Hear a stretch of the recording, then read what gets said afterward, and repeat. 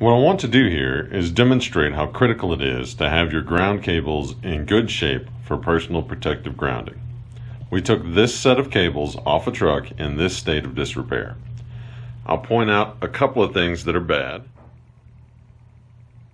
Upon inspection, you can see that the support clamp here has a screw missing out of it.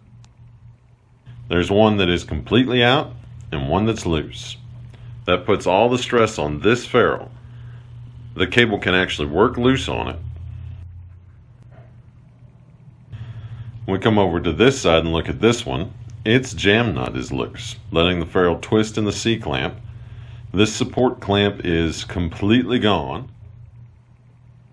When they got this ground off the truck to use it, they did not do an inspection. I also see that someone has worked it over with a hammer here. That needs to be a good smooth edge. They need to take a file and clean that.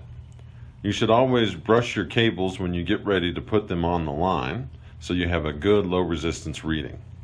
We've got these hooked up, and I'll go ahead and try it, and I'll do it in test mode. It's going to show that it fails with a red light. That reading should be less than 1.395 milliohms. And the test reads 3.876 milliohms, so it fails.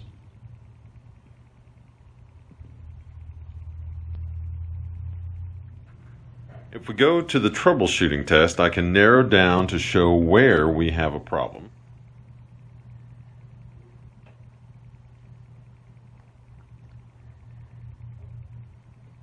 If I read between the test probe and the C-clamp here, I get a low resistance reading of 0.096 milliohms. If I read from the C-clamp body to the ferrule on the cable, I get 0.6. That's good. That's a low resistance reading.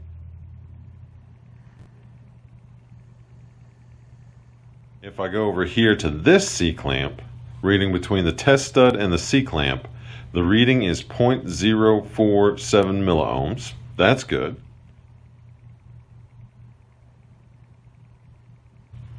If I go from the C-clamp to the ferrule, now I'm getting over 25 ohms. That tells me we have a problem in this connection. You can see that it's loose, so I'll just tighten that up by hand to demonstrate the difference a loose connection can make. Now I'll check it and see if it changed. That puts it down to a 0.114 milliohms, which is acceptable. This is a low resistance reading. We'll go back over here and do our test.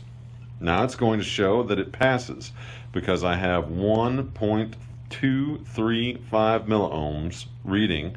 That is lower than the maximum of 1.395. That shows the importance of simple maintenance on your ground before you use it.